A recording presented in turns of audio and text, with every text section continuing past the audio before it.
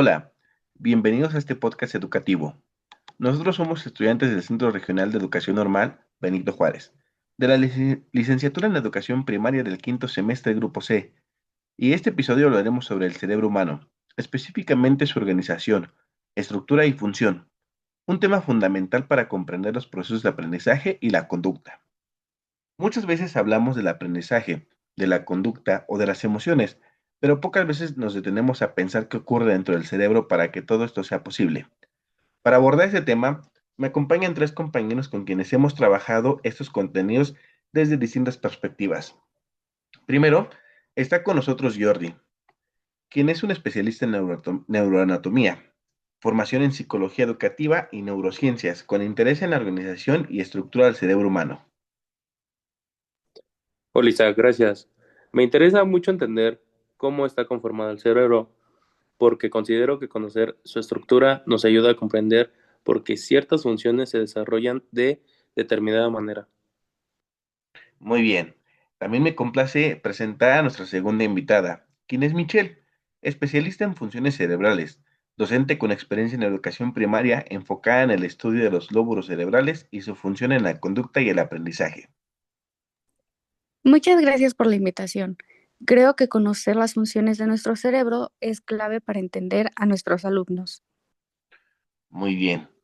Y como última invitada, también vamos a presentar a la especialista en el cerebro, emoción y aprendizaje, Noemí Durán Valtierra, psicóloga educativa interesada en la relación entre el sistema límbico, memoria, emociones y procesos de aprendizaje. Muchas gracias por la invitación y pues considero que las emociones tienen ese papel central en el aprendizaje y muchas veces no se les da esa importancia que se merecen. Perfecto. Una vez presentado a nuestro gran equipo de trabajo, para comenzar, me gustaría que partiéramos desde lo básico. Por ello, me gustaría preguntarle a Jordi cómo podemos definir el cerebro y por qué es tan importante para el ser humano. Claro, Isaac, el cerebro es el órgano principal del sistema nervioso central. A través de él se coordinan funciones como el pensamiento, el lenguaje, la memoria, el movimiento y las emociones. Básicamente, es el centro de control de nuestro cuerpo y de nuestra conducta. Ok, algo que me parece importante agregar es que no solo regula acciones conscientes, sino también procesos automáticos que muchas veces damos por sentados, como lo es la respiración o el ritmo cardíaco. Exactamente. Además, nuestro cerebro recibe información constante del entorno para responder a él, lo que nos permite la adaptación del ser humano a distintas situaciones.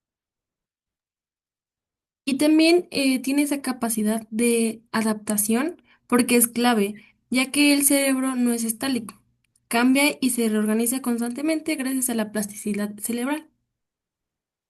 Muy bien, muy atinadas sus participaciones, compañeras. Ahora pasando a la organización, ¿cómo se estructura el cerebro? Por ello me gustaría preguntarle a Michelle, ¿qué nos puede compartir respecto a esto? Sí, claro. Bueno, el cerebro se organiza en varias estructuras: los hemisferios cerebrales, el diencéfalo, el tronco encefálico, el cerebelo, y bueno, cada uno de estos cumple funciones específicas. Muy bien, Michelle. Jordi, ¿por qué crees que es tan importante esta organización? Es importante porque el cerebro procese mucha información al mismo tiempo. No es una estructura lineal, sino un sistema altamente interconectado. Y pues claro, también está la interconexión porque es muy clave, porque las emociones, ese pensamiento y el movimiento no ocurren por separado. Exacto, como ya lo mencionaron ustedes, todo está relacionado. Ahora, entrando a lo microscópico, hablemos de las neuronas. Por ello, me gustaría preguntarle a Noemí, ¿qué papel juegan ellas? Las neuronas son esas células encargadas de transmitir esa información mediante los impulsos eléctricos. Gracias a ellas podemos recibir, pensar y aprender constante de ellas. Perfecto. Jordi, ¿qué función tienen las células gliales?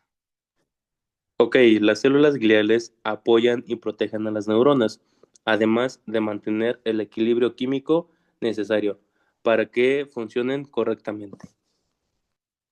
Bueno, igual no podemos dejar a un lado la corteza cerebral, que es donde se procesan informaciones superiores, que es como el lenguaje o nuestra toma de decisiones. Justamente, es la parte más relacionada con el aprendizaje escolar. Ahora, algo que siempre genera debate es el tema de los hemisferios cerebrales. Michelle, ¿podrías compartirnos algo respecto a esto?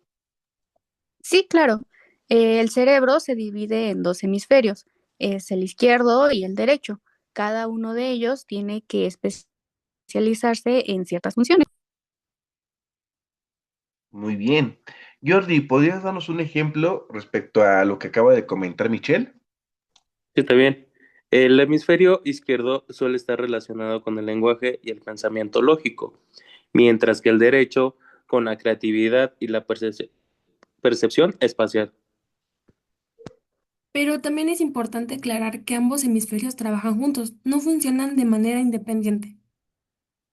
Exacto, como también ya lo acaban de mencionar, es un trabajo en equipo. Ahora me gustaría que habláramos sobre los lóbulos cerebrales. Noemí, ¿con cuál te gustaría empezar? Con el lóbulo frontal, que se encarga de funciones como la planificación, ese control de impulsos y pues claro, la regulación emocional. Muy bien. Michelle, ¿qué puedes decir sobre el lóbulo parietal? Sí, el lóbulo parietal integra la información sensorial, lo que nos permite interpretar a nuestro entorno y ubicarnos en nuestro... Muy bien. Jordi, ¿y los otros lóbulos, qué función es la que tienen? Ok, el lóbulo temporal se relaciona con la memoria y el lenguaje, y el lóbulo occipital con el procesamiento visual. Muy bien, muy atinadas todas las respuestas de cada uno de ustedes. Ahora, entrando de nuevo a la área en la que maneja Noemí, ¿por qué las emociones son tan importantes? Bueno, porque el sistema límbico regula esas emociones con la memoria. La amígdala y el hipotálamo influyen directamente en ese aprendizaje. Sí, claro, bueno, eso explica por qué podemos aprender mejor cuando estamos emocionalmente motivados. Y también porque el estrés puede dificultar el aprendizaje. Muy bien. Como docentes, esto nos deja una reflexión muy importante.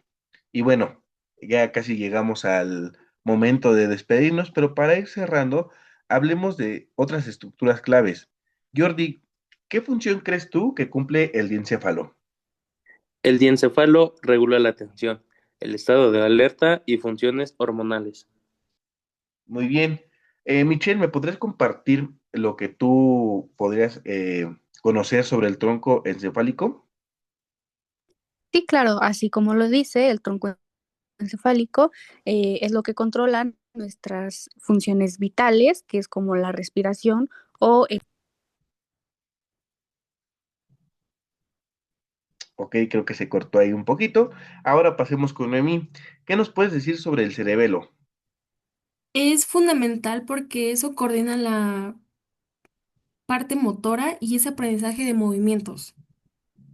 Perfecto, muy bien. Antes de despedirnos, me gustaría hacerles una última pregunta a todos, incluido yo, también porque voy a responderla junto con ustedes. Después de todo lo que platicamos hoy, ¿qué fue lo que más les llamó la atención sobre el cerebro y por qué creen que es importante conocerlo, sobre todo en el ámbito educativo?